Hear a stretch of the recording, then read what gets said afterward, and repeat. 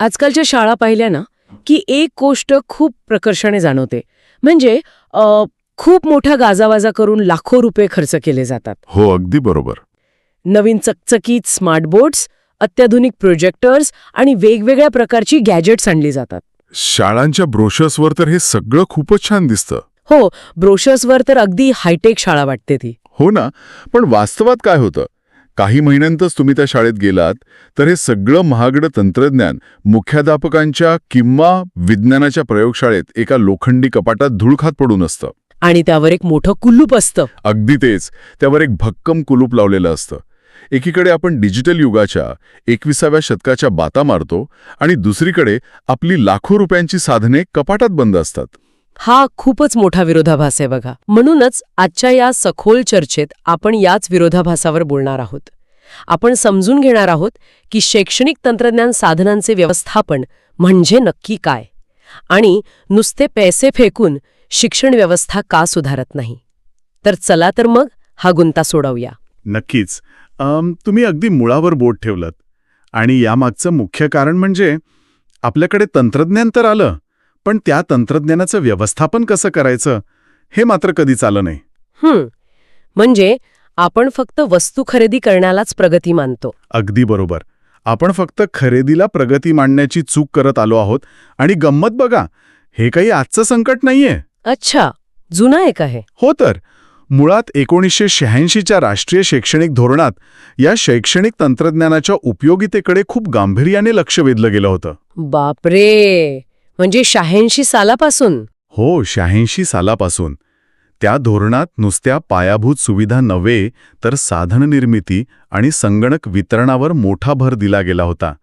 तंत्रज्ञान वर्गात पोहोचावं असा तो एक अतिशय महत्वाकांक्षी प्रयत्न होता. पण मग 86 पासून आजपर्यंतचा विचार केला तर त्या धोरणाची पूर्णपणे अंमलबजावणी झालेली दिसत नाही. नाही झालीये, दुर्दैवाने नाही झाली. कारण जेव्हा आपण आजूबाजूच्या परिस्थितीकडे बघतो तेव्हा चित्र फारसं आशादायी दिसत नाहीये. आजही तंत्रज्ञान हे अपवादानेच वापरलं जातं. असं का झालं?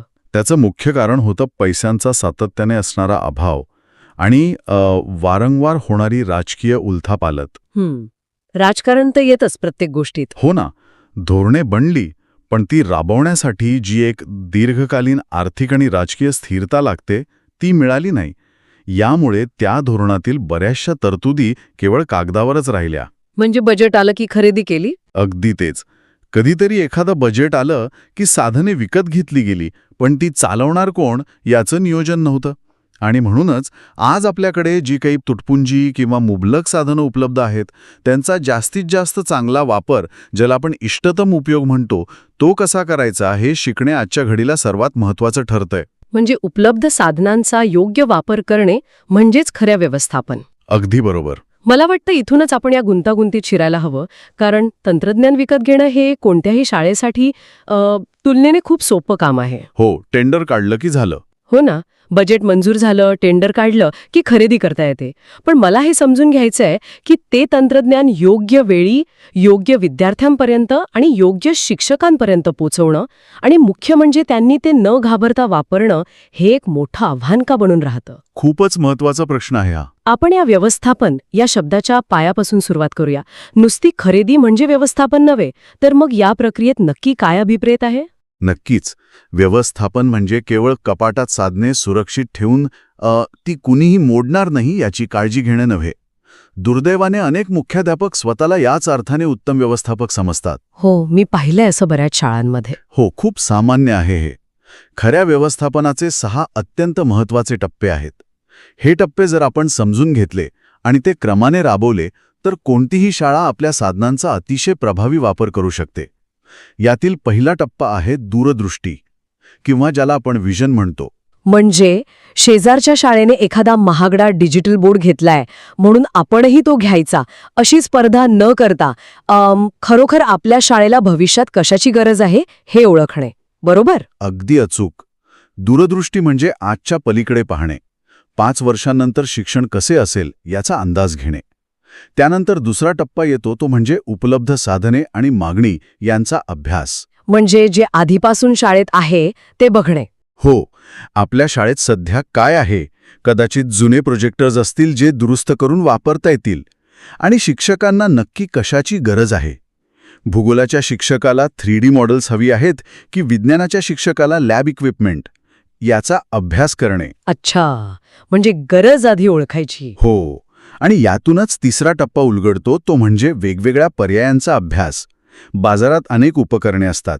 एकाच कामासाठी 1000 रुपयांचं उपकरण मिळतं आणि लाखाचंही. बरोबर. पण आपल्या गरजेनुसार आणि बजेटनुसार कोणते सर्वोत्तम आहे हे शोधणे हा तिसरा टप्पा. आणि मला वाटतं यानंतरच प्रत्यक्ष खरेदी किंवा निर्णयाचा टप्पा येत असावा. होय.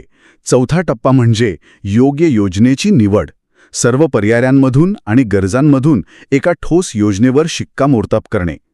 त्यानंतर पाचवा आणि अत्यंत कळीचा टप्पा म्हणजे कार्यवाही व निरीक्षण. म्हणजे प्लॅन एक्झिक्यूट करणे. अगदी.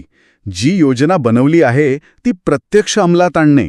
उपकरणे आली, पण ती वर्गात वापरली जात आहेत की नाही, शिक्षक ती सहजपणे हाताळू शकत आहेत की नाही, यावर लक्ष ठेवणे. हे तर खूपच महत्वाचं आहे. नुसती खरेदी करून उपयोग नाही. हो. आणि शेवटचा 6वा टप्पा म्हणजे मूल्यमापन. आपण जो हा एवढा मोठा खटाटोप केला त्याचा विद्यार्थ्यांच्या आकलन क्षमतेवर खरोखरच काही सकारात्मक परिणाम झाला की नाही हे तपासून पाहणे. तुम्ही हे जे 6 टप्पे सांगत आहात ना, ते ऐकताना माझ्या मनात एक खूप गमतीशीर विचार येत होता. म्हणजे हे अगदी एखाद्या मोठ्या मराठी लग्नाच्या नियोजनासारखं नाही का? लग्नाचं नियोजन ते कसं काय? म्हणजे बघा, तुम्ही फक्त बाजारात जाऊन 500 लाडू आणि 1000 जिलेब्या विकत आणत नाही. हा नाही आणत. बरोबर. तुम्ही आधी बजेट ठरवता, पाहुण्यांची संख्या किती असेल याचा अंदाज घेता, म्हणजेच तुमच्या मागणीचा अभ्यास, वेगवेगळ्या कॅटरर्सचा मेन्यू आणि दर तपासता, म्हणजेच पर्यायांचा अभ्यास, आणि मगच जेवणाची ऑर्डर देता. अरे वाह. आणि लग्न पार पडल्यावर जेवण कसं होतं याचं मूल्यमापन तर आपले पाहुणे आणि नातेवाईक करतातच. हा. अगदी चपखल उपमा आहे. लग्नात जसं वेळेचं आणि पैशांचं काटेकोर गणित मांडावं लागतं, तसंच शैक्षणिक तंत्रज्ञानातही करावं लागतं. तुम्ही थेट खरेदीकडे कुडी मारू शकत नाही. तुम्हाला त्या प्रक्रियेतून जावंच लागतं. पण इथेच मला थोडा वेगळा विचार मांडावासा वाटतो. हे जे तुम्ही लग्नाचं किंवा खरेदीचं गणित सांगितलं, हे ऐकायला खूप छान आणि आदर्श वाटतं. पण वास्तवात जर एखादी शाळा खूपच गरीब असेल किंवा ग्रामीण भागात असेल, जिथे साध्या फळ्यावर लिहायला खडूसुद्धा मोजून मिळतात आणि छताची कौले गळत असतात, तिथे हे व्यवस्थापनाचे मोठे मोठे 6 टप्पे कसे लागू होतील? तिथे तर तंत्रज्ञान विकत घ्यायलाच पैसे नसतात. मग तिथे व्यवस्थापनाचा प्रश्नच कुठे येतो? इथेच तर आपल्या समाजाची खरी गफलत होते बघा. व्यवस्थापन हे फक्त पैशांवर किंवा बजेटवर अवलंबून नसते. असं मग कशावर असतं? व्यवस्थापन हे मुळात उपलब्ध असलेल्या मर्यादित साधनांच्या योग्य आणि जास्तीत जास्त वापरावर अवलंबून असते. याला आपण साध्या भाषेत टाइम अँड रिसोर्स मॅनेजमेंट म्हणू शकतो. तुम्ही पहा, अनेक श्रीमंत शाळांमध्ये लाखो रुपयांची उपकरणं असूनही ती न वापरता तशीच पडून राहतात, कारण तिथे व्यवस्थापन नसते. हे तर आपण मगाशी बोललोच. हो. याउलट एखाद्या गरीब शाळेत एखादाच साधा रेडिओ किंवा जुना डबका टीव्ही असेल, पण जर तो योग्य वेळापत्रक बनवून प्रत्येक इयत्तेसाठी अतिशय कल्पकतेने वापरला जात असेल, तर ते जगातलं सर्वोत्तम व्यवस्थापन आहे. थोडक्यात सांगायचं तर व्यवस्थापन हे पैशांवर नाही, तर तुमच्या दृष्टिकोनावर अवलंबून असतं. वाह, हा मुद्दा खरोखरच डोळे उघडणारा आहे. म्हणजे व्यवस्थापन म्हणजे दृष्टिकोन आणि असलेल्या गोष्टींचा पुरेपूर वापर. आता आपण हा व्यवस्थापनाचा भाग समजून घेतला, पण मला आणखी एका गोष्टीची उत्सुकता आहे. नक्की विचारा. समजा एखादी शाळा या प्रक्रियेसाठी तयार आहे, पण ही जी शैक्षणिक तंत्रज्ञानाची साधनं आहेत ना, ऑडिओ व्हिडिओ कॅसेट्स, चार्ट्स, माहितीपट, मॉडेल्स, ही नक्की येतात कुठून? ही तयार कोण करतं? प्रत्येक शाळा स्वतःच हे सगळे बनवते का? अजिबात नाही. ही साधने मिळवण्याचे अनेक स्रोत आहेत आणि आपल्याकडे यासाठी एक अतिशय भक्कम अशी यंत्रणा आहे, जी अनेक स्तरांवर काम करते. फक्त तिची माहिती अनेकांना नसते. अच्छा, म्हणजे यंत्रणा आहे पण माहिती नाहीये. हो ना. जर आपण केंद्र पातळीवर बघितले तर NCERT आणि CIET म्हणजे central institute of educational technology ह्या संस्था अत्यंत महत्त्वाची भूमिका बजावतात. CIET नक्की काय करते? CIET म्हणजे काय तर हे दिल्लीतलं एक प्रचंड मोठं प्रोडक्शन हाऊस असल्यासारखं आहे, जे फक्त आणि फक्त विद्यार्थ्यांसाठी देशभरातील शाळांना उपयोगी पडेल असं उच्च दर्जाचं ऑडिओ, व्हिडिओ आणि छापील साहित्य तयार करतं. ज्यांच्या अभ्यासक्रमाचा विचार कसा होतो, राज्यांची यात काही भूमिका असते का? नक्कीच असते. राज्यांची भूमिका ह्यात सर्वात महत्त्वाची असते. कारण शिक्षण हा राज्यांच्याही अखत्यारीतील विषय आहे. राज्य पातळीवर SIET म्हणजे state institute of educational technology काम करते. विशेषतः महाराष्ट्राचं उदाहरण घ्यायचं झालं तर पुण्यातील बालचित्रवाणी या संस्थेचा उल्लेख केल्याशिवाय ही चर्चा पूर्णच होऊ शकत नाही. अरे, बालचित्रवाणी. हो, 1984 मध्ये या संस्थेची स्थापना झाली आणि त्यांनी महाराष्ट्रातील लाखो विद्यार्थ्यांसाठी जे दर्जेदार दृकश्राव्य साहित्य निर्माण केलं त्याला खरोखर तोड नाही. बालचित्रवाणी हे नाव ऐकलं ना की एकदम नॉस्टॅल्जिया दाटून येतो. म्हणजे तो शाळेतला काळा लोखंडी स्टँड, त्यावर ठेवलेला तो मोठा बॉक्स सारखा टीव्ही, हो, अगदी तोच, जो ढकलत ढकलत वर्गात आणला जायचा. होय. आणि ती बालचित्रवाणीची सुरुवातीची विशिष्ट धून, मला वाटतं आपल्या पिढीच्या शिक्षणाचा तो एक अविभाज्य भाग होता. होय, तो अनुभवच वेगळा होता. आणि महत्वाची गोष्ट म्हणजे बालचित्रवाणी फक्त मुलांसाठी व्हिडिओज बनवत नाही, तर ते शिक्षकांसाठी प्रशिक्षणही आयोजित करतात. अच्छा, शिक्षकांसाठी पण? हो. उदाहरणार्थ, त्यांनी 5वीच्या विद्यार्थ्यांसाठी स्पीकिंग इंग्लिशच्या विशेष ध्वनिफिती काढल्या होत्या. 7वीचे इंग्रजीचे पुस्तक कसे शिकवावे याचे मार्गदर्शन, किंवा ज्योतिबा फुले यांच्या जीवनावरील विशेष ध्वनिफिती त्यांनी पुरवल्या आहेत. हे तर खूपच छान काम आहे. हो. आणि या संस्थांव्यतिरिक्त इतरही अनेक स्रोत आहेत. EMRC सारख्या विद्यापीठांच्या संस्था उच्च शिक्षणासाठी साहित्य बनवतात. आणि फक्त सरकारीच नाही तर खाजगी संस्थांचाही यात मोठा वाटा आहे. म्हणजे खाजगी लोक पण हे बनवतात? हो ना. पुण्यातील C. नीलकंठ पाटेकर यांनी बनवलेल्या गणिताच्या कॅसेट्स किंवा अल्लुरकर म्युझिक हाऊसने तयार केलेले शैक्षणिक साहित्य ही याची उत्तम उदाहरणे आहेत. यातली विरोधाभासाची गोष्ट ही आहे की हे एवढं सगळं दर्जेदार साहित्य तेही आपल्याच राज्यात, आपल्याच भाषेत आणि एवढ्या मोठ्या प्रमाणावर उपलब्ध आहे, हे कदाचित आजच्या अनेक शाळांना आणि शिक्षकांना माहीतच नसेल. दुर्दैवाने नाहीये माहीत. आपण माहितीच्या अभावी इंटरनेटवरच्या चुकीच्या गोष्टी शोधतो किंवा अतिशय महागड्या आणि निरुपयोगी खाजगी सॉफ्टवेअर्सच्या मागे धावतो, जेव्हा की हे अमूल्य साहित्य आधीच उपलब्ध आहे. अगदी बरोबर बोललात.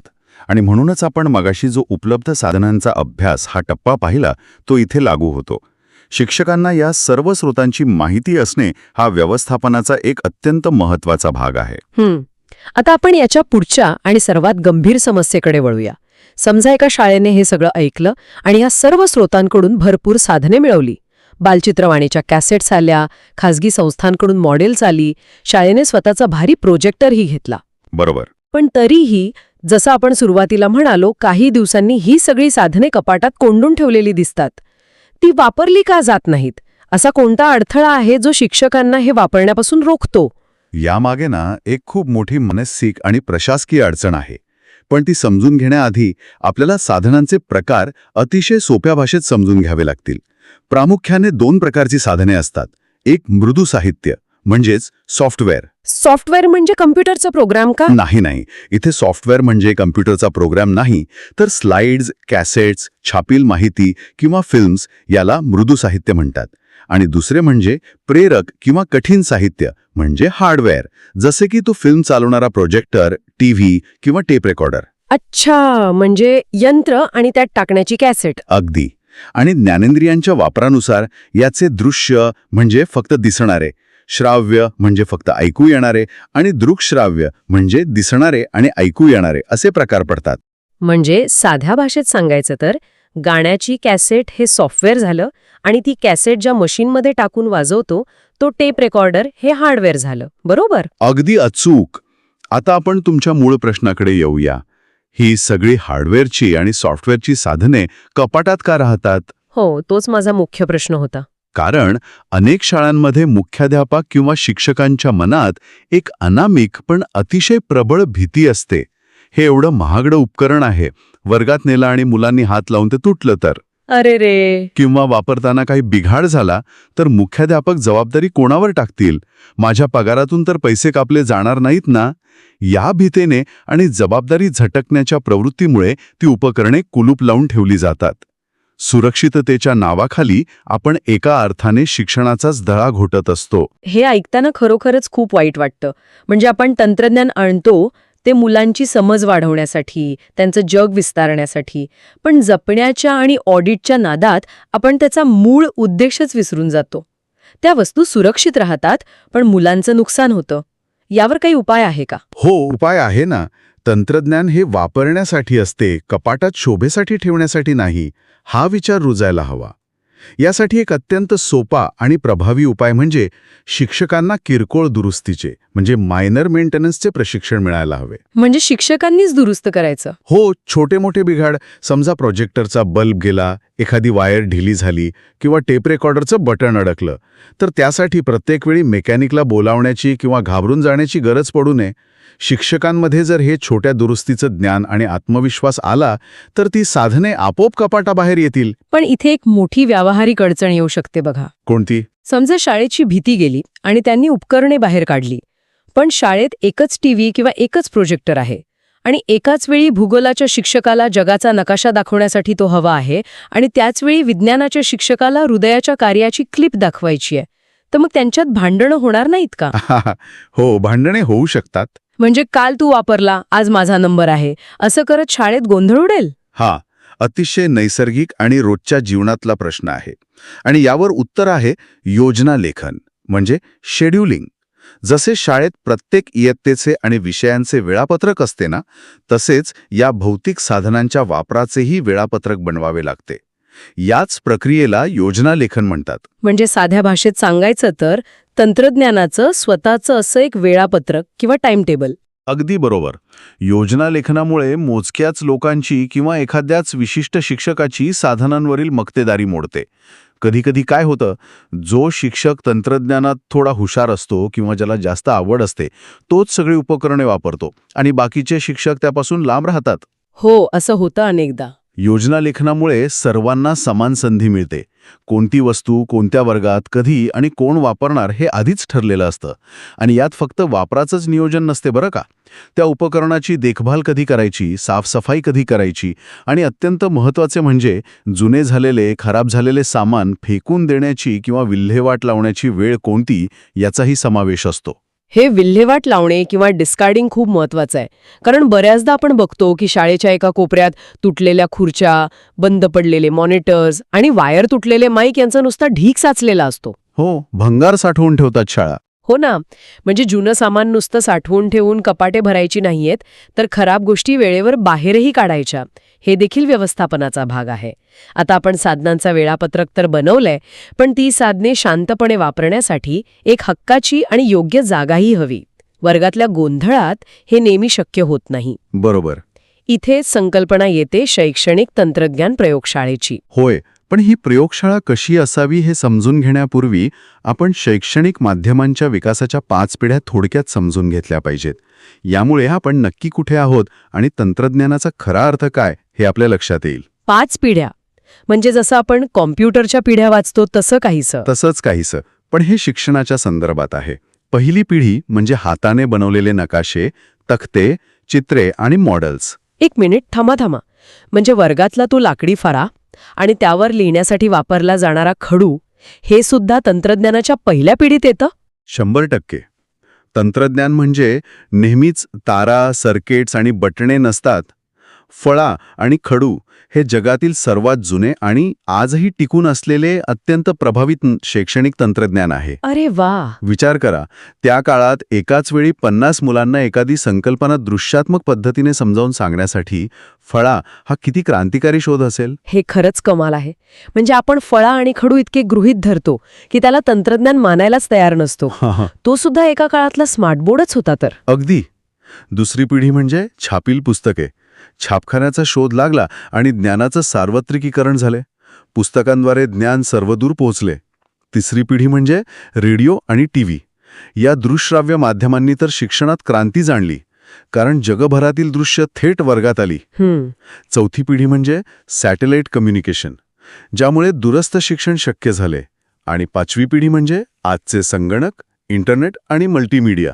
पण जर टीव्हीने दृश्य दाखवली होतीच, तर या 5व्या पिढीचं म्हणजे कम्प्युटर आणि इंटरनेटचं सर्वात मोठं वैशिष्ट्य काय? सर्वात मोठं वैशिष्ट्य आणि बदल हा आहे की या 5व्या पिढीमुळे विद्यार्थ्यांची थेट संवाद म्हणजे इंटरॅक्शन शक्य झालं. आधीच्या माध्यमांमध्ये, मग ते पुस्तक असो वा टीव्ही, माहिती फक्त एका दिशेने दिली जात होती. म्हणजे वन वे ट्रॅफिक. अगदी. विद्यार्थी फक्त ऐकत किंवा बघत होते. पण आता विद्यार्थी स्वतः त्या प्रक्रियेत सक्रिय सहभागी होऊ शकतात, क्लिक करू शकतात, उत्तरे देऊ शकतात आणि सिस्टीम त्यांना लगेच प्रतिसाद देते. हे खूपच रंजक आहे. मग या सर्व पिढ्यांमधील तंत्रज्ञान प्रभावीपणे वापरण्यासाठी जी शैक्षणिक तंत्रज्ञान प्रयोगशाळा लागते, तिची भौतिक रचना कशी असावी? ती शाळेतल्या एखाद्या साध्या वर्गासारखीच असते का? नाही, ती एक साधारण खोली नसते. तिच्या रचनेचा खूप बारकाईने आणि वैज्ञानिक दृष्टिकोनातून विचार करावा लागतो. तिथे एकाच वेळी 100 ते 125 मुले आरामात बसू शकतील अशी प्रशस्त जागा असावी लागते. बापरे, एवढी मोठी? हो. आणि फिल्म किंवा स्लाइड प्रोजेक्टर वापरण्यासाठी खोलीत पूर्ण अंधार करण्याची सोय म्हणजे काळे पडदे असावी लागतात. शिवाय अनेक इलेक्ट्रॉनिक उपकरणे एकाच वेळी चालवण्यासाठी भरपूर इलेक्ट्रिक पॉइंट्स आणि सुरक्षित वायरिंग असावे लागते. या प्रयोगशाळेचा उद्देश केवळ अभ्यासक्रम पूर्ण करणे हा नसून विद्यार्थ्यांच्या आवडीनिवडी जोपासणे, त्यांना विविध अनुभव देणे आणि त्यांची भावनिक व सांस्कृतिक वाढ करणे हा देखील असतो. हे सगळं ऐकायला एका आदर्श युटोपियन जगासारखं वाटतंय. म्हणजे हायटेक लॅब, प्रोजेक्टर्ससाठी डार्क रूम, 100 मुलांची बसण्याची उत्तम सोय, हे सगळं मोठ्या शहरातल्या किंवा भरपूर निधी असलेल्या शाळांमध्ये सहज शक्य आहे. पण आता आपण नाण्यांची दुसरी बाजू बघूया. तळागाळातील, अगदी दुर्गम भागातल्या किंवा जिल्हा परिषदेच्या कमी बजेट असलेल्या शाळांचं काय? तिथे तर या गोष्टी एखाद्या स्वप्नासारख्याच आहेत. मग त्यांच्यासाठी हे शैक्षणिक तंत्रज्ञान काहीच कामाचे नाही का? ते या प्रगतीतून बाहेरच राहिले का? तर संकल्पना आहे कमी खर्चाची अध्यापन आधार यंत्रणा, म्हणजे लो कॉस्ट सपोर्ट सिस्टम. म्हणजे कमी पैशात तंत्रज्ञान? हो. याचा अर्थ असा की महागड्या उपकरणांशिवायही तुम्ही उत्तम, प्रभावी आणि दर्जेदार शिक्षण देऊ शकता. हे कसं शक्य आहे? म्हणजे बिना पैशाचं तंत्रज्ञान, याची काही उदाहरणे देऊ शकाल का? नक्कीच. यासाठी आपल्याला बाहेरून महागड्या वस्तू विकत घेण्याची गरजच नसते. आपल्या आजूबाजूला आधीच उपलब्ध असलेल्या गोष्टींचा कल्पकतेनं वापर करायचा असतो. उदाहरणार्थ, रेडिओ आणि दूरदर्शनवर आधीच अनेक चांगले शैक्षणिक आणि माहितीपर कार्यक्रम येत असतात. हो, दूरदर्शनवर तर खूप छान कार्यक्रम असायचे. हो ना. इतिहासाच्या शिक्षकांसाठी दूरदर्शनवरील श्याम बेनेगलांचा भारत एक खोज सारखं कार्यक्रम वापरणे हे एक उत्तम साधन आहे. आणि त्यासाठी वेगळा काहीच खर्च करण्याची गरज नाही, तो तर मोफत उपलब्ध आहे. तसेच आपल्या रोजच्या वापरातील वर्तमानपत्रे आणि मासिके हे एक प्रचंड मोठं शैक्षणिक साधन आहे.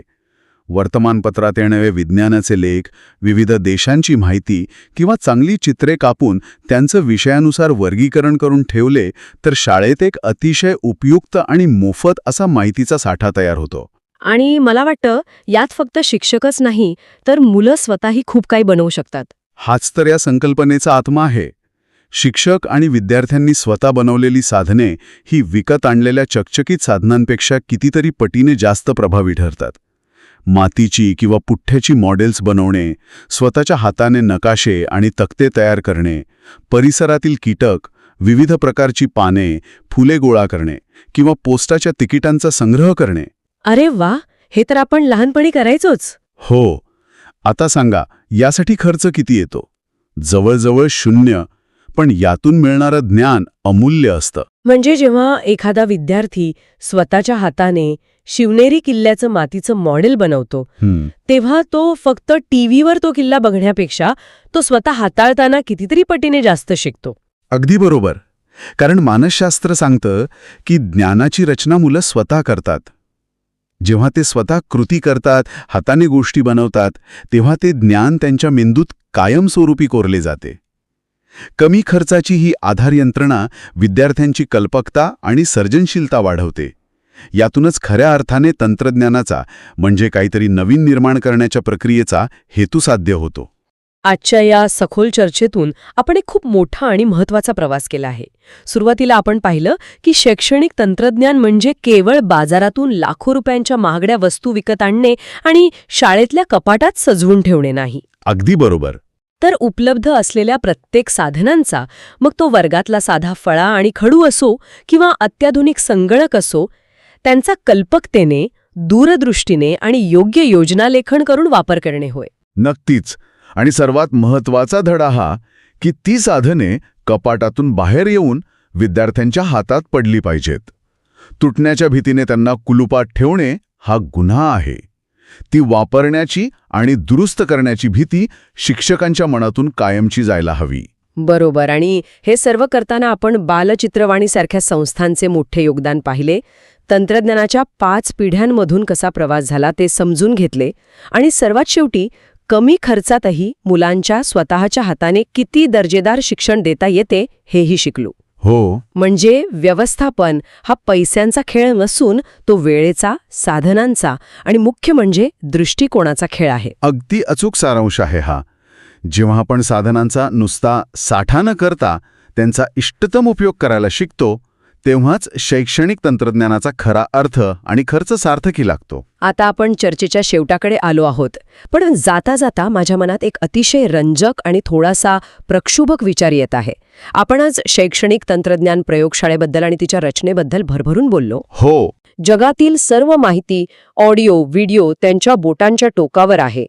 अशा वेळी भविष्यातील शाळांना भौतिक तंत्रज्ञान प्रयोगशाळेची किंवा एका विशिष्ट खोलीची खरोखरच गरज उरेल का? हा खूप मोठा प्रश्न आहे. की संपूर्ण शाळा, विद्यार्थ्यांचे घर आणि हा परिसरच एक जिवंत आणि चालती बोलती प्रयोगशाळा बनणे अपेक्षित आहे? तंत्रज्ञानाचे व्यवस्थापन आता शाळेच्या कपाटातून बाहेर पडून विद्यार्थ्यांच्या खिशात तर आले नाही ना? आणि तसे असेल तर आपण त्याला सामोरे जायला तयार आहोत का? हा विचार आपण सर्वांनी करायला हवा. आजच्या या सखोल चर्चेत सहभागी झाल्याबद्दल धन्यवाद.